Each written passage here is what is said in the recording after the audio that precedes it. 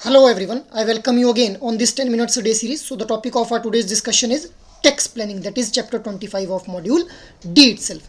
So let's get started with the introduction first of all. So देखिए, tax planning is the process of organizing your financial affairs in a way that helps you to minimize your tax liability. अब tax planning के through जितना आप लोग जो है वो tax देने के लिए लाइबल हैं, उस टैक्स लाइबिलिटी को कम करने का काम किया जाता है with the help of tax planning by organizing your financial affairs. अब देखिए, हम लोग इसको एक एग्जांपल के थ्रू समझने की कोशिश करते हैं. फॉर एग्जांपल फाइनेंशियल ईयर 2023 के लिए अंदर जो इनकम थी दो इंडिविजुअल्स की, पहला है राम और दूसरी है गीता. उनकी इंडिविजुअल की इनकम जो थी वो थी 50,000 पर मंथ इन कैश. उनको जो था वो इनकम मिलती थी. अब राम ने क्या किया कि इसमें से 10,000 रुपये हर महीने सेव कर लिए और गीता ने 10,000 रुपये हर महीने जो है वो ELSS म्यूचुअल फंड के अंदर जो है वो इन्वेस्ट कर दिए. अब गीता की जो टैक्स लाइबिलिटी देखने को मिली वो हम लोगों को नील देखने को मिली और राम की जो टैक्स लाइबिलिटी बनी वो बनी 22,500 रुपये. अब देखिए, यहाँ पे गीता जो थी वो अवेयर थी टैक्स प्लान्स के रिगार्डिंग और वो जानती थी कि 2.5 लाख से 5 लाख के बीच में 5% टैक्स पड़ेगा, 5 लाख से 10 लाख के बीच में 10% टैक्स पड़ेगा. But there is also a rebate until ₹5 lakh itself और an investment can be claimed as a deduction as well. So क्योंकि यहाँ पे टैक्स लॉज के बारे में जो था वो अच्छी खासी जानकारी गीता को थी, सो उसने जो था वो अपनी टैक्स लाइबिलिटी को नील कर लिया, जबकि राम को इस चीज़ के बारे में नॉलेज नहीं थी. सो राम नीड टू पे अ टैक्स ऑफ ₹22,500 इटसेल्फ. सो इसीलिए टैक्स की प्लानिंग करना बहुत ज़्यादा ज़रूरी हो जाता है हम लोगों के लिए. अब हम लोग कुछ टर्मिनोलॉजीज़ के बारे में बात कर लेते हैं. सबसे पहले direct tax. So direct tax जो है वो इम्पोज किया जाता है directly on the tax payer and its burden can not be shifted.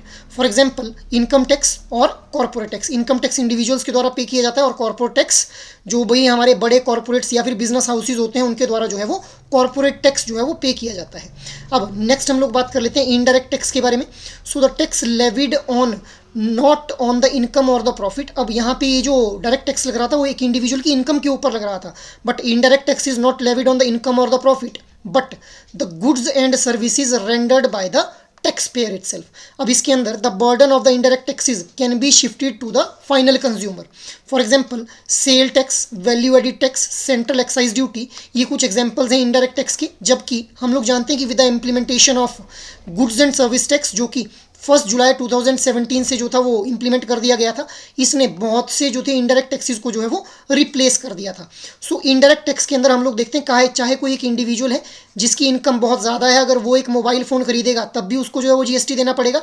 और एक बहुत ही कोई बिलो पावर्टी लाइन कोई इंडिविजुअल है उसने भी अगर मोबाइल फ़ोन खरीदना है तो उसको भी जो है वो GST जो है वो पे करना पड़ेगा. अब हालांकि वो गुड्स और सर्विस जो रेंडर कर रहा है उस इंडिविजुअल जिसके द्वारा ये रेंडर किया जा रहा है मोबाइल फ़ोन, उसके द्वारा टैक्स किया जा रहा है, बल्कि हालांकि उस मोबाइल फ़ोन को सेल करने से प्रॉफिट किसको हो रहा है, जो सेल्स पर्सन या फिर जो डिस्ट्रीब्यूटर है उस मोबाइल फ़ोन का. सो दिस इज़ हाउ कि जो बर्डन रहता है इनडायरेक्ट टैक्स का that can be shifted to the final consumer. Moving ahead, अब हम लोग बात कर लेते हैं इनकम टैक्स रिटर्न के बारे में.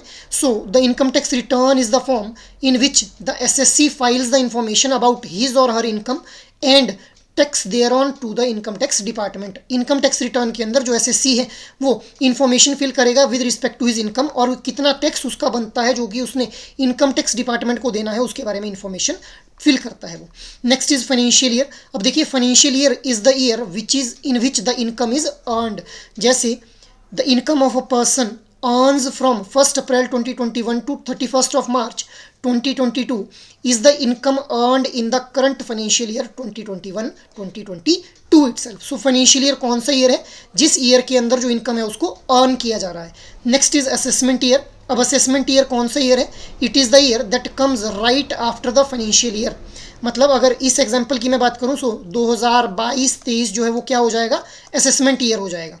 Assessment year is the period in which income earned during a financial year is taxed and assessed. जिस फाइनेंशियल ईयर में इनकम जो अर्न की थी उसके ऊपर टैक्स लगेगा उस ईयर को हम लोग क्या बोल देंगे, असेसमेंट ईयर बोल देंगे. For example in the above case the assessment year is 2022-23. Moving ahead, अब हम लोग बात कर लेते हैं प्रीवियस ईयर के बारे में. सो देखिए, in the tax language financial year is termed as the previous year itself. Section 3 of income tax act 1961 क्या बताता है कि for the purpose of this act, previous year means the financial year immediately preceding the assessment year, provided that in case of business profession which is newly set up or a source of income newly coming into existence in the said financial year, the previous year will be the period beginning with the date of setting of that new business or profession itself.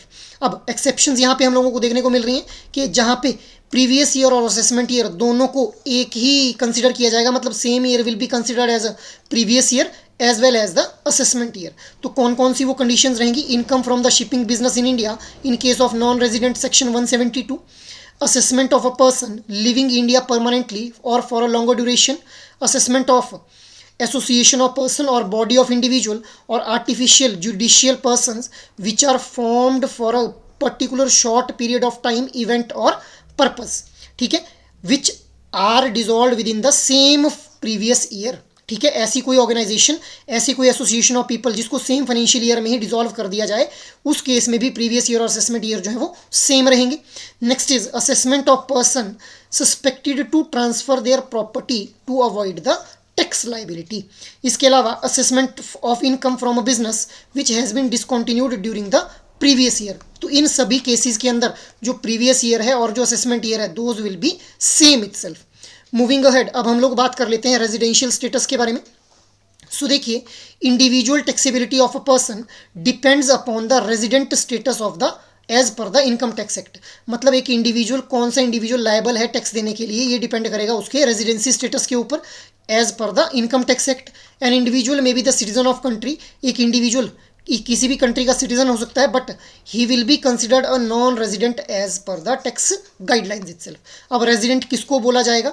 To qualify as a resident of India as per income tax guidelines, the individual has to satisfy either of the two condition. इन दोनों conditions में से कोई भी एक condition satisfy करनी पड़ेगी. Either he stage in India for a year of 182 days और मोर, और stage in India for immediately preceding 4 years is 365. मतलब इमीडिएटली जब भी वो रेजिडेंटशिप के लिए अप्लाई कर रहा है तो पिछले 4 सालों में से 365 डेज, मतलब 1 साल वो इमीडिएटली इंडिया में रहा होना चाहिए. एंड 60 days और more in the relevant financial year. इन दोनों में से कोई भी एक कंडीशन जो है वो सेटिस्फाई होनी चाहिए. As per new amendment effective from financial year 2021, an individual who is citizen of India who is not liable to tax in any other country, एक ऐसा इंडिविजुअल जो कि इंडिया का सिटीजन है और किसी भी कंट्री में टैक्स के लिए लाइबल नहीं है, will deemed to be a resident as per this income tax act in if the income is greater than 15 lakh or tax liability arises in any jurisdiction.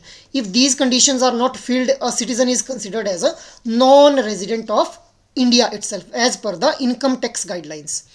Moving ahead, अब हम लोग यहाँ पे बात कर लेते हैं रेजिडेंट एंड ऑर्डिनरी रेजिडेंट किसको बोला जाएगा.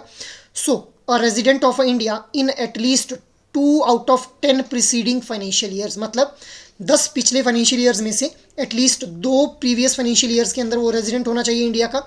ही stayed in India for at least 730 days in 7 immediately preceding years. If these conditions are not fulfilled, he is considered resident but not ordinarily resident. This is important guys, try to remember out these conditions. Next is, अब taxability की अगर मैं बात करूँ तो जो resident और ordinary resident है उनके लिए all the income generated within और outside India will be charge to tax. मतलब अगर कोई रेजिडेंट या फिर रेजिडेंट एंड ऑर्डिनरी रेजिडेंट है तो चाहे वो इनकम इंडिया के अंदर अर्न करें चाहे बाहर अर्न करें, वो जो है वो टैक्सेबल रहेगी. बट नॉन रेजिडेंट और resident and not ordinarily resident के केस में no tax is applicable in India on the foreign income. मतलब इंडिया के अंदर अगर कोई फॉरेन से इनकम अर्न करके ला रहा है तो उसके ऊपर किसी भी तरह का टैक्स नहीं लिया जाएगा. इसके अलावा third one is double taxation avoidance agreement which is done to avoid the double taxation. मतलब किसी एक इंडिविजुअल को 2 जगह जो है वो टैक्स ना देना पड़े, 2 कंट्रीज़ में टैक्स ना देना पड़े, इसके लिए जो है डबल टैक्सेशन अवॉइडेंस एग्रीमेंट भी रखा जाता है. Now try to answer out this question guys. Which of the following condition will not be fulfilled by a person who is resident but not ordinary resident in India. Your options are stay in India for a period of 182 days or more, stay in India for immediately preceding 4 years is 365 or more, and 60 days or more in the relevant financial year. He has been a resident in India at least 2 out of 10 years immediately previous years and has stayed in India for at least 730 days in 7 immediately preceding years. या फिर none of the above. So what should be the right answer? Try to answer out in your comment box. अब last session में मैंने आप लोगों से पूछा था what is the minimum amount of investment one can make if he or she is using a PMS.